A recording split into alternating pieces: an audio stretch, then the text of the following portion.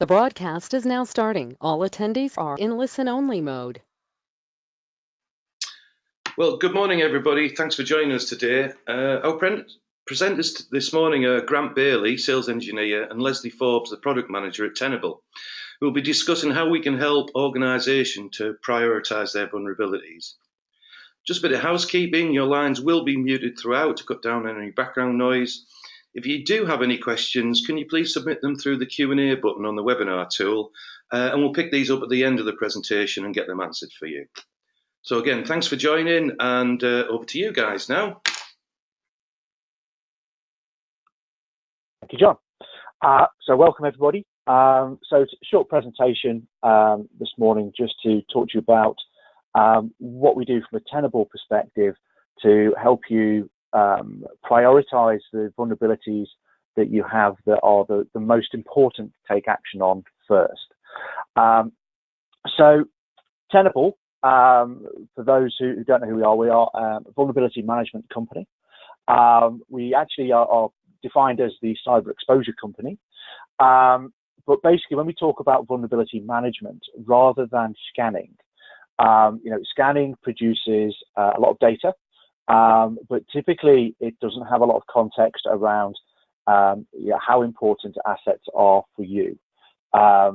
What vulnerability management tries to help you work out is whether a critical vulnerability on a low risk device or asset for you is as important to fix as maybe a high risk vulnerability on maybe a critical asset like something in your DMZ or maybe a payment processing system or something like that. So that's what kind of we look at. So in terms of cyber exposure and what we mean by that, cyber exposure really is helping you identify the delta between your traditional assets in your traditional IT environments. So your typical sort of server client setup, your data centers, devices in the office, on your corporate networks, and what you have in the way of traditional tools and processes to manage, monitor, and operate those on a daily basis. And the delta then is between that environment and where you're looking at more modern assets. So containerized environments, maybe trying to move into more cloud environments or hybrid cloud or multi-cloud is the latest buzzword for the year. But then also other situations like operational technologies where devices that were maybe never designed to be on the corporate network, or maybe sat, if they were network connected, they were in isolated networks, are now actually connected to the corporate networks. And they have impact in terms of what your attack surface now looks like, what the potential for exposure is, and that all rolls into the level of risk that you might be having to manage as an organization as well. So we look at that really in terms of the attack surface is now expanding for you. So we see the traditional IT estates down at the bottom of the diagram, kind of things that's a little bit in the middle. So web apps, quite a lot of organizations now do use web apps, but some of them are now being used to provide services and information to customers as well. Virtual machines, most people have them, but now those virtual machines might sit in different environments, sit on different infrastructure, may sit in environments where you may not have access to the networks. And then mobile devices, laptop devices, trying to manage devices that maybe aren't actually on the corporate network for a majority of the time, and how do you deal and manage those effectively? And then moving into that, full cloud environment where you may be taking, you may not be hosting things in the cloud, but you may be taking cloud services that you rely on, and your data sits within those. Containerized environments as well. And one thing we've seen, over the last sort of 18 months is majority of breaches have actually been caused by not necessarily through vulnerabilities in the cloud, but actually through configuration issues where workloads that need to be hardened or locked down need to be done in a different way when deploying them in cloud environments to when you deploy them in your traditional IT estate as well. And then, within containers, most people don't want anything, actively scanning or doing anything that could have a performance impact on a live container environment. So it's really key to be more focused at that sort of the container management process, how you go about building and updating the images, where you publish those images to, before your orchestration tools then take those and deploy them into your environment. Then building on above there, kind of very traditional, a lot of organizations who have operational technologies have had them for many years, but the change is more that they are now coming onto the corporate networks. And in some cases, the operational technology networks are only one firewall away from the traditional IT networks, which causes great concern for the IT side of the house. But actually, if you go and talk to the industrial security teams as well, they're just as concerned, because they see corporate IT networks as incredibly high-risk environments, whereas operational technology or industrial security environments are traditionally very risk-averse and very change-averse as well. Quite often, devices are isolated as much as they can be because they can't be updated. They may never be updated, and they may just be refreshed every 3 or every 5 years or even longer.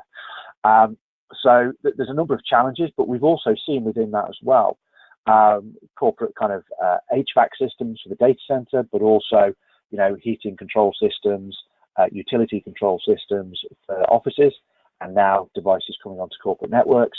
I did speak to a customer the other day who's actually started putting Amazon Alexas in every meeting room. Their device is now on the network, and we all know the risks at home.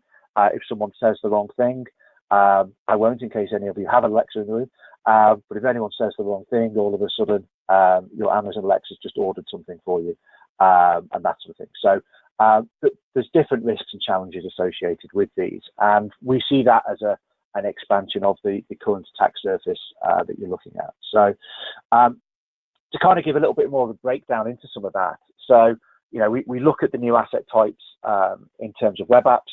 There's a lot of tools that will allow you to look at your web apps internally, but it's also really important to look at them from an external perspective. So when we have access to our web app scanning tools, one of the options is to leverage our own cloud-based scanners to actually look at the external view of your web apps as you're publishing them to customers, as well as using the traditional tools to look at that as a workload or asset within your own IT environment as well.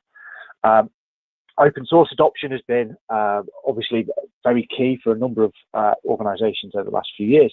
One of the challenges with open source is you're taking code or code snippets that have been created by someone else that may be using different applets that may themselves have vulnerabilities that you may not be aware of when you take that and effectively copy and paste that into your own environment. So you may be introducing vulnerabilities that way as well. So it's key to be able to understand what they are and be able to get a view of those as well. Short-lived assets. I think we're all aware that traditional server life cycles used to be kind of the 3 to 5 year window. When moved to virtual machines, it's somewhere in the region of about 12 to 18 months. When it's containers, you're still talking somewhere in the region of 2 to 10 days, very typically. So if you do scans of your environments only once a month, there's a very good chance that you could introduce things onto your environment that actually increase the risk and level of exposure that may then not exist or may not exist in the same form when you actually then come to do the scans as well. So it's key to know that those things are there, but also it's really key to understand how those short-lived assets are actually put together so that you can integrate with how they're built. So for example, I think most people will be aware of Kubernetes. They're probably the dominant orchestrator in the market at the moment, but there's obviously Mesos and Swarm. There's a lot of technologies that will integrate at the orchestration layer. We started our integration actually at the image library. So Docker is where you publish your images to, and they're then made available to the orchestrators to push out containerized applications into the environment. There's a number of tools that actually sit within that image kind of development process. So Jenkins is a good example of one, where as you're building that image, then you're able to actually look at that bit of code, that bit of app I want to add into my container actually has a vulnerability, so I can't use that version. So we're able to look at that actual container development process and help take action and flag alerts if you're about to use something that maybe has a high or critical vulnerability to it, so you don't publish it into the image. Being able to look at that and being able to talk to the orchestrator to say, there's this new vulnerability has been discovered, it impacts X number of your images, and then we can understand from the orchestrator how many containers you have running off that image means that you're able to then take steps to remediate. And what that typically means in a container environment, for anyone who's not too familiar with containers, is that there's an additional image created that maybe doesn't have the vulnerability in or has been patched, remediated. That's spun up, and then as that life cycle of the containers refreshes, if you say it does it on a very short time frame, then it gets refreshed with the next image. So it's a very different approach if you're used to kind of dealing with the more traditional, having a gold standard server build image and that sort of thing. Off network assets, so Amazon, a great example. One of the things we'll do is we will talk to the Amazon account that you have. So we'll see what you've got provisioned within the account, not necessarily just what's running live in that cloud environment. So, for example, we'd be able to tell you that you might have a number of assets in your AWS environment that actually haven't been turned on for a little while, so they've not been scanned. So they potentially have some vulnerabilities and some exposure there as well, and you may want to take steps to maybe spin them up to make sure they get scanned, spin them back down again, or take action on them if you need to remediate anything as well. And we've got integrations into Google Cloud as well, and our scanner technologies can also be deployed into Azure as well. The maturity of the criminal economy, I mean, that's kind of, to use kind of some of the buzzwords, the advanced persistent threat side of things. What we actually see is a majority of things in that space aren't necessarily using, 0 days. So we know, we've all seen there's big bounties on 0 days if you're an iPhone user. That makes sense. If someone was able to exploit that, there's a huge number of non-technical users who you could potentially exploit. But from a corporate point of view, you more commonly find that the vulnerabilities or the things that they're trying to use to expose you have actually been around for a while. I've got a slide that's going to highlight that a bit later in the presentation. But they're very effective. They know what exploits work well. Within the dark web, you can see what exploit kits are available. They also have forums and effectively social media platforms within the dark web where you can also look at what's happening within there and see which exploits are attracting a lot of interest, what exploit kits are available for them, and that sort of thing. Common practices or bypass security as well. That's your traditional kind of user interaction. What are users doing that may do things that are different? We're probably all aware of shadow IT, where I was actually at a Gartner conference a few years back, where they asked of the audience, I had a mix of kind of executive level people in there. They asked how many people, were using cloud environments, had things running on a public cloud, and they gave a few examples of different things, and quite a lot of people put their hands up, a lot of sort of sales, marketing, sort of executive teams. Then they also asked the same audience, how many of you have a corporate policy that actually prevents you from doing those? And then, funnily enough, a lot of the IT people put their hands up at that point. So it kind of highlighted the extent of the problem. And I've seen customers I've worked with where they found out that the extent of their public cloud usage, because someone went through the expense reports to find out how many people were expensing their AWS accounts and things like that, rather than going through traditional IT. So there's a lot of things now that can actually happen within there. And, we are now in an age where, most people have social media, they have Facebook, they have things like that. They're used to being able to just go online and get hold of a service that they need to, and have something, potentially up and running in a matter of minutes. And it's really important that, the traditional IT, traditional security is able to keep pace with that. New colleagues to work with as well. it's no longer a case. I mentioned the example of the industrial security teams, development teams, things like that. They're all now teams all trying to work together, all trying to collaborate and achieve the same thing. I think, we're now at the point where gone are the days where, the security team is seen as the guys in the ivory tower, the bad guys who would take all the fun out of the new container environment because they'll say we can't use it or can't do this or can't do that. Security now is really trying to bring tools into play in the enterprise that allow you to actually manage these things effectively, but also accelerate the adoption of them as well.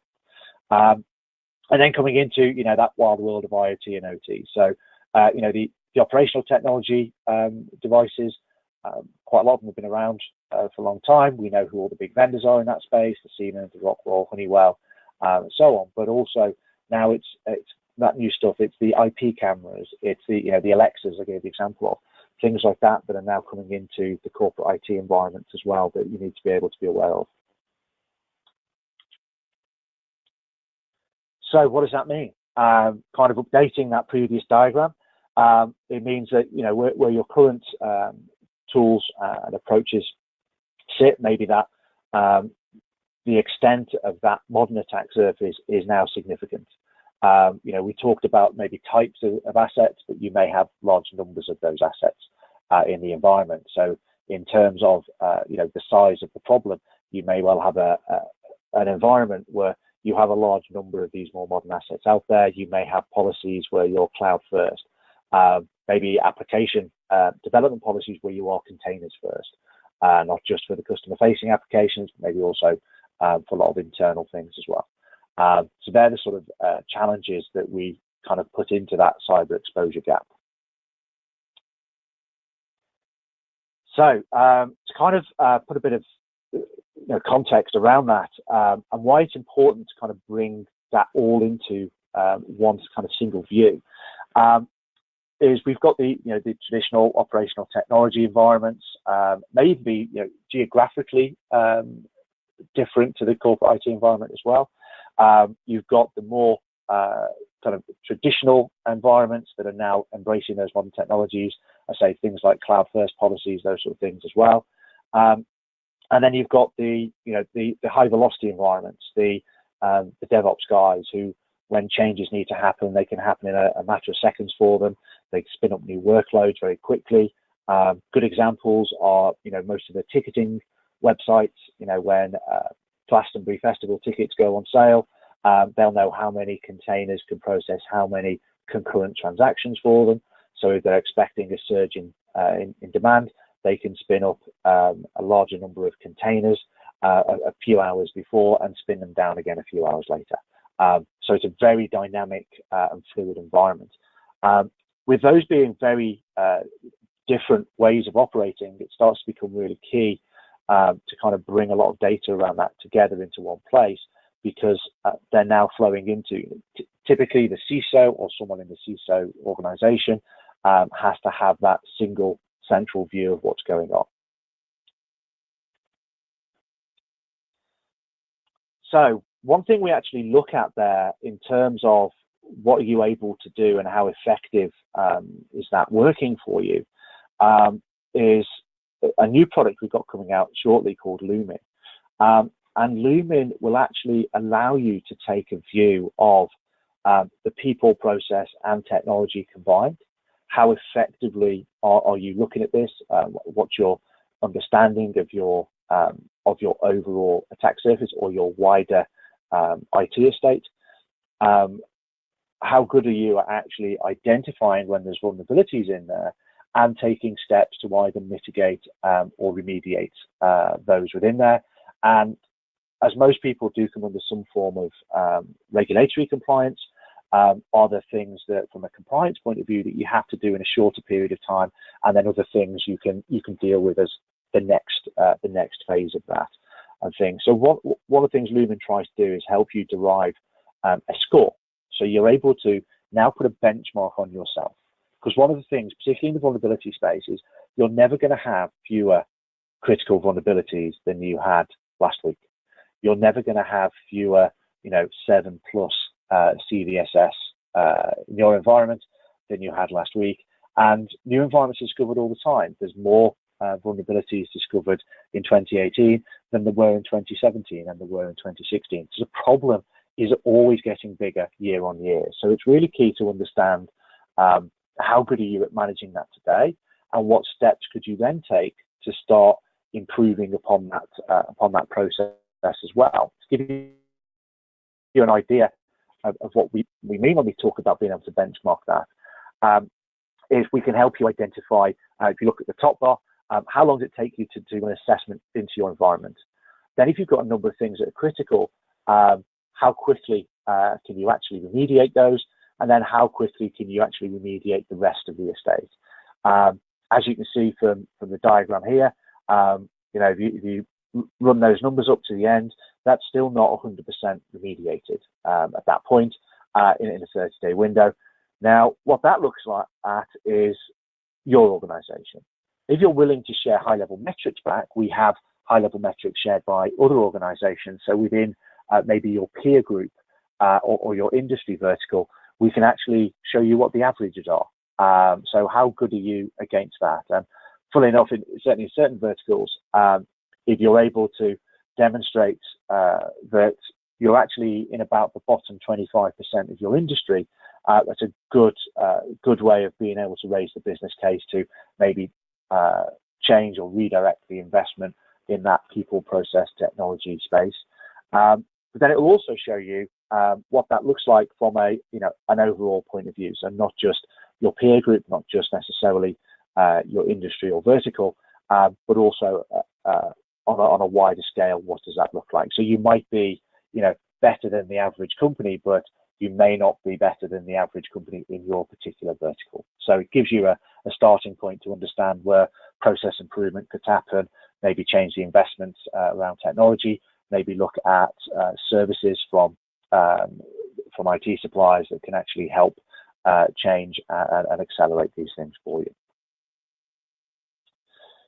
So we talked about predictive prioritization as well. So predictive prioritization is a new feature really that we've brought into the product. So you may have seen some noise about this in the press over the last few months. What we kind of focus on with predictive prioritization, when we talk to customers, we kind of focus around four main questions. So can the customer correctly identify where they're exposed? As you've seen, we've got technology that covers a huge number of areas.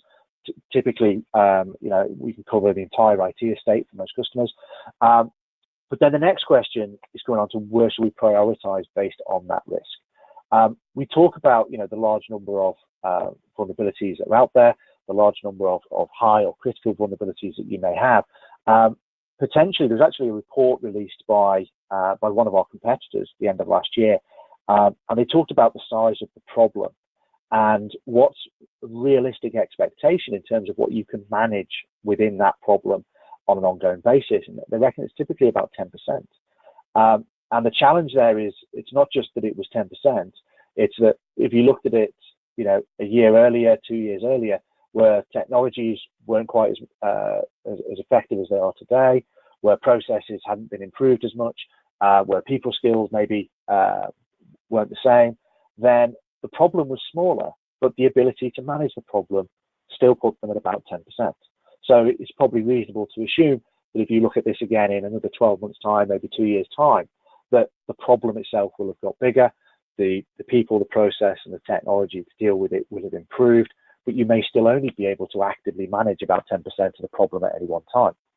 So being able to understand where you can focus on that starts to become really key. Then how are you actually reducing that over time? So if you are doing things to work out where you need to prioritize and do things to manage that risk, the ultimate goal has to be able to reduce that exposure. So where I referenced those scores a couple of slides back, are those scores reducing over time?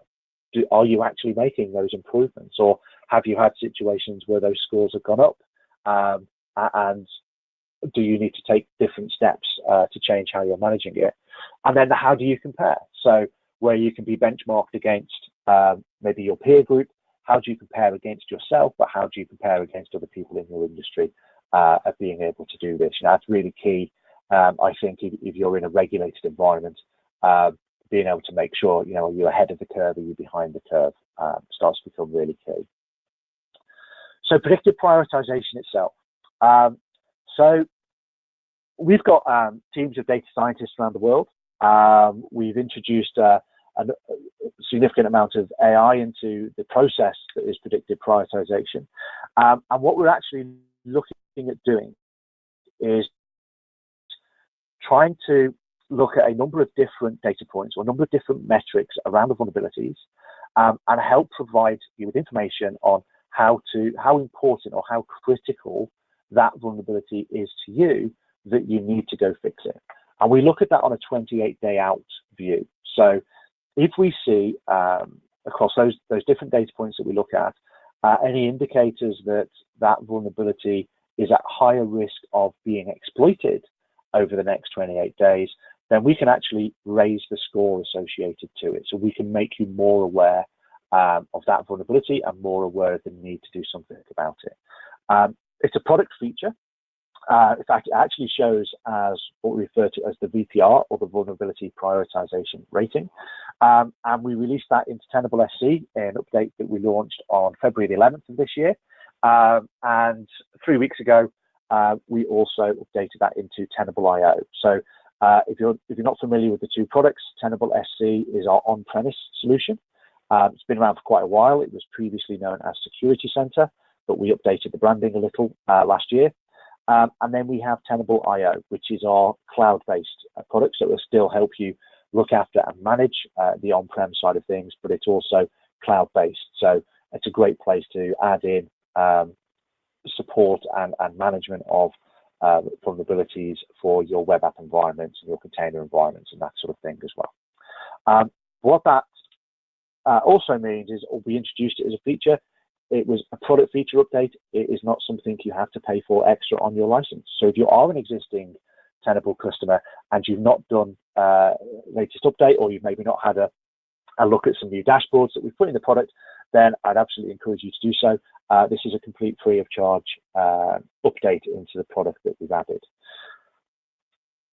So how have we actually gone about doing that? So what we've done is we've gone through all of the vulnerabilities. So if you're familiar with the high level numbers around the vulnerability space, since they started being recorded, and CVE and CBSS scores and references allocated to them, there's give or take about 111,000 of them. We've gone through over 109,000 of them, so it's almost total coverage.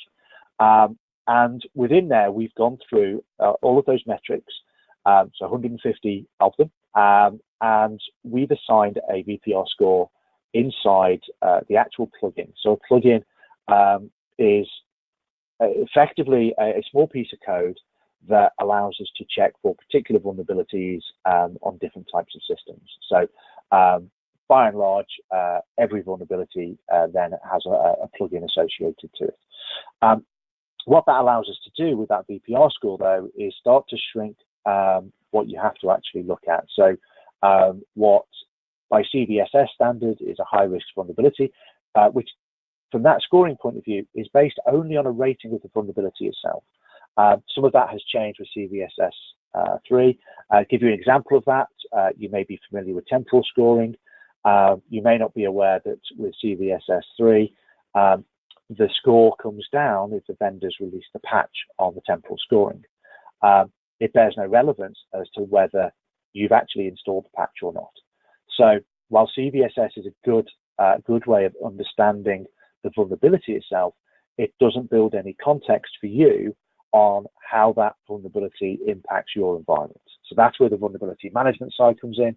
The level of risk associated to the priority you should assign to dealing with it is where predictive prioritization comes in on top of that again. So effectively, you go from maybe a large number of critical vulnerabilities. We can help with Tenable IO help you identify those critical vulnerabilities on critical systems. And then with predictive prioritization, we can look at critical vulnerabilities on critical systems that have a very high or a higher likelihood of exploit in the short term. So they're the things that you should then focus on first. It's not to say you don't go on and do everything else, you absolutely do, but you always have to break these things down into bite-sized chunks. So I made reference to the slides earlier, where this is really key. So this came from Recorded Futures, who are a threat intelligence vendor that we partner with. Interestingly on here, if you have a look at the CVE scores, so if you're not familiar with reading CVE scores, CVE 2018 is a vulnerability that was classified in 2018, and then the 8174 is the actual incremental number of vulnerabilities for that year as they were assigned. So looking here, you can see the traditional CBSS 2, CBSS 3 came out not so long ago, so that did move the needle on some of those scores. But then you can see where we've added the VPR score, and that's going to be based on, I say, a number of metrics we're looking at. So if we've seen an increased likelihood that CVE 2018-8174 could be exploited, which could be we've seen more exploit kits available, or we've seen a lot of activity around those exploit kits, then we can push that score higher ourselves. So you can start to correlate those views together. But if you actually look down that list, I say, when I referenced, 0 days, maybe being of interest for people looking to exploit an iPhone. But from a corporate IT point of view, there's a lot of long-standing vulnerabilities that are regularly exploited. And actually, if you talk to any pen testers, you'll probably find that they have a very short list of typical vulnerabilities that they'll try and exploit every time, because they see a significant amount of success in doing so. And you can see from this list, we've got vulnerabilities 2018, 2017, all the way back to 2012. And these are the top 10 vulnerabilities that were being exploited in 2018. So it's really key to not just to make sure that you're looking at the modern vulnerabilities, but you're actually looking at older vulnerabilities and how they impact your environment as well. So one thing we've seen in talking to customers, and this has come from a report we did with the Ponemon Institute at the end of last year, is, what are the challenges with trying to, deal with this? We've seen, in a number of areas where organizations are looking maybe at their own threat intelligence. They take a threat intelligence feed from a vendor, but it may not be integrated into the product. So it may not be integrated into the actual decision-making process that you go through in using that product. You may also have challenges. In fact, actually, the bottom right-hand square there is really good. Most customers agreed that they don't have sufficient visibility in there. Within Tenable IO and Tenable SC, we actually do what we refer to as kind of discovery is free. We have the ability to do a discovery scan. So this isn't doing a deep scan, a credentialed scan, looking at actual vulnerabilities on the assets. This is a high-level discovery scan of everything we can see in your environment. So whether we do that with a scanner on your network segments, looking at anything that may have changed there, or with network monitors on your switches, looking at any traffic and any devices involved in that traffic across your entire environment, we're able to build that picture up. So to kind of give you an example of that, you could do a discovery scan on your environment and find that you have 20,000 devices or 20,000 assets in your environment, but 4,000 of those might be voice over IP phones. Well, you don't need to run the same scan against 4,000 voice over IP phones every couple of weeks. You may just choose to run it against one or two of them because they're all identical. So from our point of view, then, what you need to actually license from that point of view and run active scans against is the 16,000 assets that you're left with. But it's still really important to make sure that you have that discovery capability, that you're able to see anything that's new and anything that's changed in your environment, so you can make the right decision to say, okay, I know it's there, but I know I don't need to deal with that, or I don't need to proactively manage that on an ongoing basis. So there's a number of barriers in there that we've seen, and I think, as we talk to customers, we tend to see a number of areas where we can definitely help, or if it's not something we do from a technology point of view, we leverage our partners like Sapphire, who have a wealth of expertise and services in this space to help customers understand and get over some of these hurdles as well. So I talked about the the size of the problem, that keeps getting better. And the reason you can't just rely on having fewer vulnerabilities this month than you did last month, or this year than you had last year. So last year, in total, there was 16,555 vulnerabilities disclosed. Big increase, 13% more than 2017, and it's always double-digit increases in this space. But within there, 7% of the vulnerabilities had exploits available. So as you can see, 7% of 16,500 is a big number. 63% of them were actually CBSS 7+, so these were high or critical vulnerabilities. And then 9% of them were actually CBSS 9+, so critical vulnerabilities. So if you are looking at PCI compliance or cyber essentials, 9% of that. So give or take, getting towards 2,000 vulnerabilities are things you have to have responded to and remediated, or at least mitigated, in a very short period of time. Now, I mentioned as well about the CBSS 3 changes. CBSS 3, when that was introduced, did mean that some vulnerabilities were reclassified. What we actually saw as part of that was, overall, we ended up with more critical and more high vulnerabilities by CBSS 3 than we had done previously. Now, the challenge here is, of course, if so much of that is actually critical, and we're talking about some big numbers here, but we're talking about individual vulnerabilities. Those vulnerabilities may impact multiple assets or multiple devices in your environment, so that it does become difficult to kind of quantify that problem for you. But just from this point of view, almost 2/3 of all vulnerabilities are high or critical. And if that's the case, how do you work out when everything's critical, how do you work out what's more critical than others? How do you work out what's the most important thing to go fix first? And that's the challenge we look at, helping you quantify properly with vulnerability management, and then drill down into. So within predictive prioritization, we have, I say, 150 data points, but we have a number of research insights. So we've gone through the back catalogue of vulnerabilities that's there, as well as looking at new ones that come out. We're able to look at what's real and what's theoretical risk. What we mean by that is, for example, a lot of customers spent a lot of time running around and patching and doing things with Spectrum Meltdown. But no one was trying to actively exploit Spectrum Meltdown. So on that 5 or 6 weekends on a trot where you may be patching and updating the same systems time and again, what else were you not doing because you were doing that? And when no one was trying to exploit it, that probably means it wasn't necessarily the best use of your time from that point of view. We also look at the threat intelligence.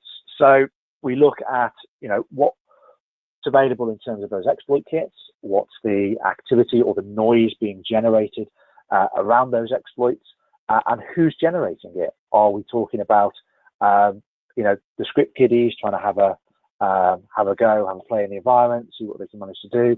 Or are we talking about more organized organizations, more organized threat actors who may be significantly more malicious in their intent? We take all of that from all different areas, including some third-party intelligence that we look at as well, including CBSS. CBSS is a key component in this model as well, but that allows us to assign that vulnerability rating to it.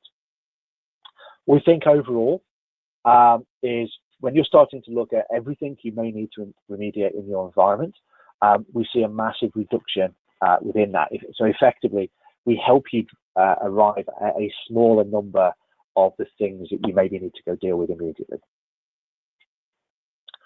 We talked about 7 different groups of things. So the 109 vulnerabilities that we track. I say we track this with a 28-day out view, but we actually update this every single day. So if you're familiar with Tenable products, you'll be aware that you do regular updates to pull down the latest plugins. So every time you pull down plugins, where applicable, we will have updated the VPR score within that plugin, and that will then be used when you run those checks against your environment and the scan results that you already have. So we sit that down into a number of different groups. So past threat pattern. What have we seen previously on that sort of vulnerability or vulnerability of that type? CBSS is still a vital part of the model. I think it's fair to say we still see CBSS as incredibly useful, but it's not designed to be used as a measurement for how you prioritize in your environment. That is not what CBSS is designed for. It's designed to help you understand the potential risk associated to vulnerability from an industry point of view. Information largely provided by the vendor of the vulnerable software or vulnerable application. Past hostility and NVD. So past hostility, what have we seen happen previously? Where have we seen these things happen? Maybe against particular verticals. NVD, so the National Vulnerability Database, hosted in the US, it's where we drive a lot of the data from, used as a source for CVE registry and data on the CBSS, but also a number of other metrics around the vulnerability itself. The vulnerable software, so understanding what software is out there, software vendors, what they have available there.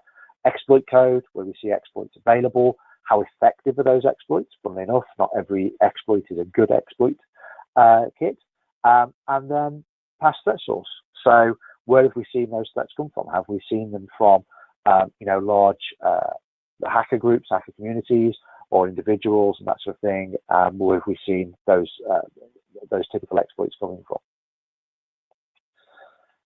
So I mentioned Recorded Future and the MVD. We use those ourselves. We're partnered with Recorded Future. I know a lot of organizations we talk to, they're aware of Recorded Future and they may take an intelligence feed from them, particularly maybe into the SOC. But we deal very specifically around the vulnerability data that they have, which a lot of customers who have Recorded Future don't actually take that data, but we do, and that's what's built into our model.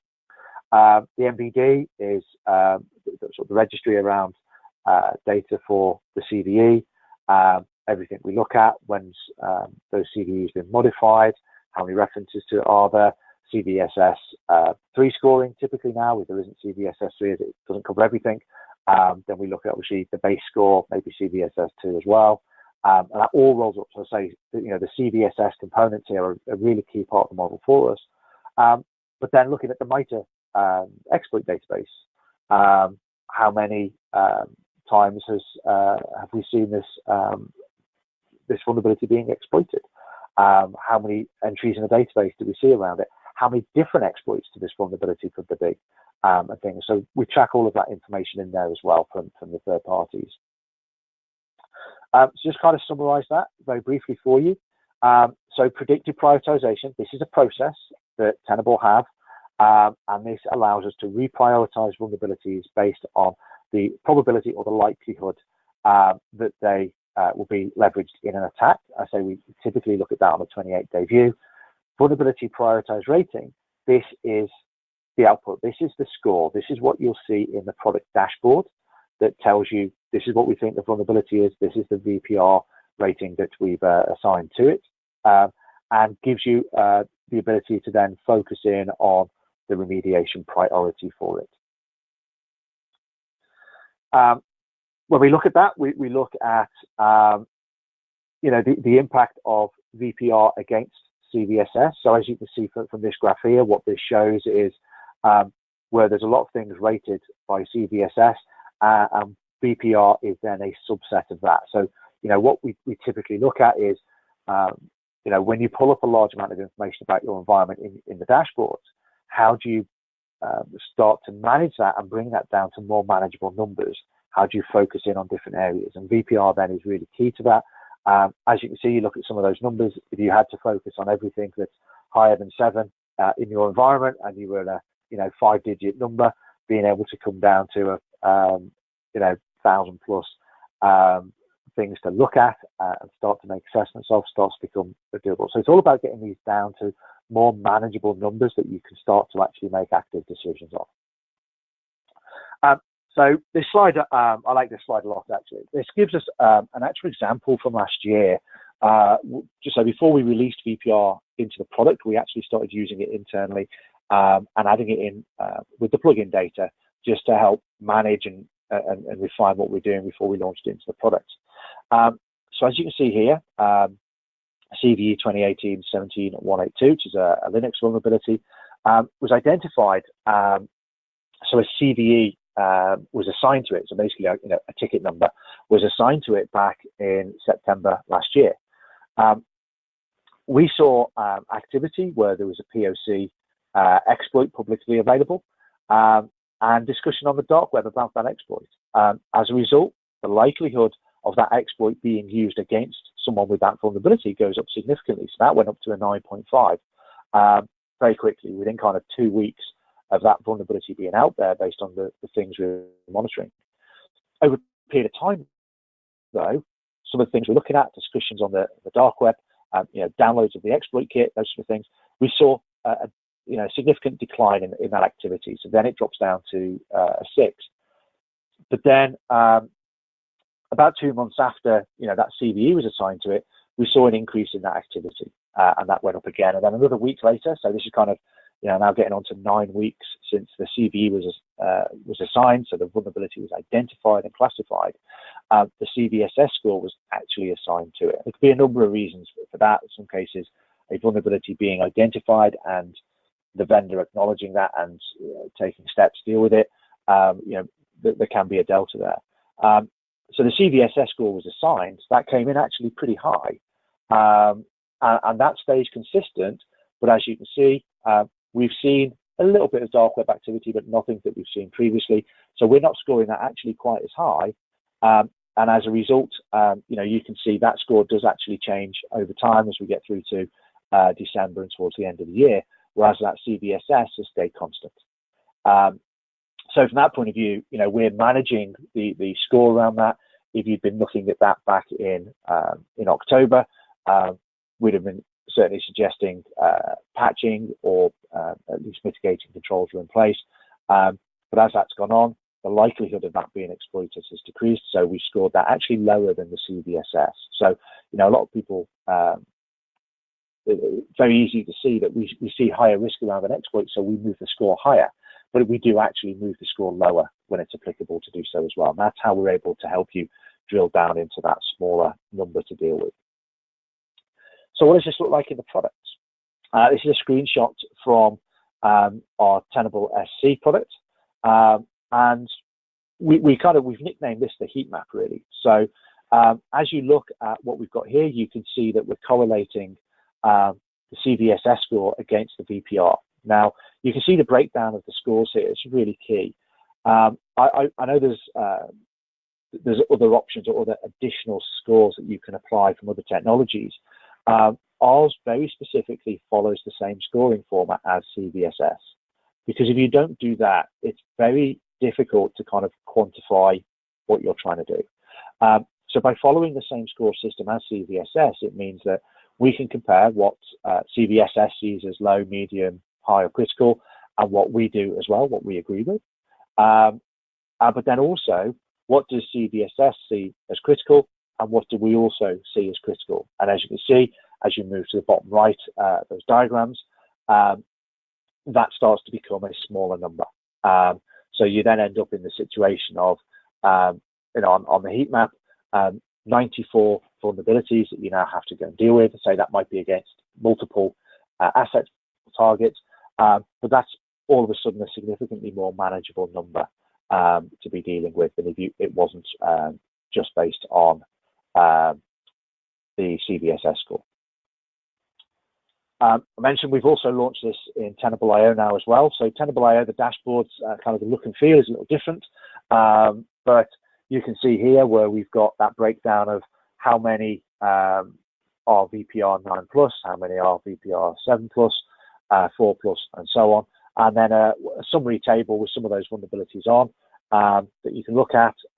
In this case, this has been filtered for vulnerabilities on Solaris for this screenshot. But you can see the range of vulnerabilities with VPR. Top one's a good example. Our VPR score actually agrees entirely with the CBSS. We've got some others where there's a medium, or just about a medium vulnerability, third one down, it's 4.3, where we've actually dropped that down to a 1.6, very low risk vulnerability there. And then others where, I say, we're able to assign that so you can build that view up of things that we also kind of concur are critical as well. So I realise I've kind of hit you probably quite a number of things there in a fairly short space of time. We've got an option now for Q&A. We have a Q&A panel, as John mentioned, available through the GoToMeeting. I'll pass back to John now, and we can always unmute for questions from the floor as well. Thank you, Grant. That was excellent. Thank you. Yeah, quite a bit of interest around a couple of points. I'll sort of summarise these in a question. A lot of interest, Grant, around the benchmarking and the scores that you mentioned at the beginning of your presentation, how you compare to your peers. Could you just expand a bit on that? I think a lot of people looking at the questions are looking, at the good metrics around how I compare to the similar verticals. Yeah, no problem. So that's really based on high-level metrics around what you're doing. So we allow you to derive what we refer to as the cyber exposure score, based on a number of things we're looking at. So there's some clever algorithms running within the product as well that look at a number of key points across that. And then from a high-level point of view, so no detail about anything to do with your environment or your assets or the individual vulnerabilities, but the high-level metrics around that. For any customer that's willing to share that with us, then you get access to the data shared by all customers in the same process. So it's kind of a communal sharing process. Tenable has been around for a very long time, so we do actually have a large number of metrics in that space. We also, we have a cloud platform, so we do have some high-level metrics that are shared with customers using that platform as well. So we've got a good starting point for helping to not only derive those scores, but also provide some information on that benchmarking piece as well. I don't know if Les has anything to add on that. I don't. No, I am. I'm consciously on mute. I don't have anything that's a really good way of summarising it. The one thing that I would add is that broadly speaking, there's going to be a host of categories where customers will find themselves in. So whether you retail or pharma or manufacturing or whatever it is, and the question has always been asked, well, what if we're X type of company, but we'd prefer to play in the Y category? Initially, we won't have that capacity to do that, but in the longer term, there will be the ability to stand adjacent to some other category. So it'll be a really nice way to just kind of get a perspective on who's doing what where from the broader context of how quickly are people remediating things, and what activities are they doing to adjust their cyber exposure score. Excellent, thank you, gentlemen. That answers the question well. Mindful of time for all our attendees, I'll sort of summarise the next question. I think there's a few people that are, with regard to the compliance side on the call. We've had a few questions around Cyber Essentials Plus, where Cyber Essentials Plus is probably based on the CBSS score and needs to be mitigated. So, how does the BPR score help with things like Cyber Essentials Plus? Admittedly, that CBSS is not designed for remediation, but compliances like Cyber Essentials Plus are mandating that type of stuff. Yeah, so I think it's really in the same way, to be honest. If you look at PCI compliance, is another good example as well. There really isn't any industry benchmark other than CBSS. So when it comes to compliance standards, there's nothing else for them to use, so they use CBSS. I said, we've kind of mentioned in the presentation, that's not necessarily accurate in terms of making the right business decisions, but ultimately, from a compliance point of view, there may be things you need to do. But I'd add BPR in there from the point of view that you have a short window in which to deal with critical vulnerabilities in your environment. But you may still need to break that down into bite-sized chunks. If you've got to deal with things over the next kind of 3-week window, what do you do this week? What do you do next week? What do you do the week after? There's other things outside of this, around your own change process, what you have to do. There may be other things that you bring in as well that we don't reflect in the VPR score.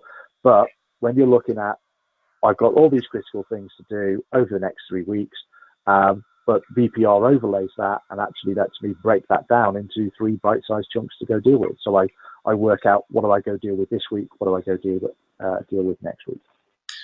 No, thank you, Grant. Yeah, that makes a lot of sense. So we can use the VPR score to help assess and plan our remediations in a more organised way, even though we probably have to still remediate down to the CBSS. Right.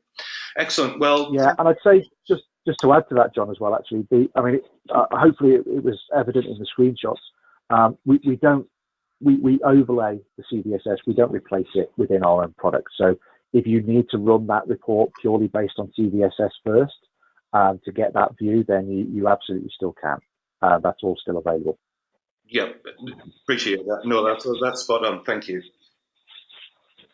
Right, well, mindful of time, we'd just like to thank our presenters today and also all of our attendees who managed to join today. A recording of the webinar will be circulated and a link to the Tenable white paper, How to Focus on Vulnerabilities That Matter Most, will be available to all of you. So again, I'd like to thank our presenters and attendees for joining our webinar. Hope you have a great day, and we'll hopefully link up later. Thank you very much. Appreciate it. Cheers. Thank you very much. Cheers. Bye.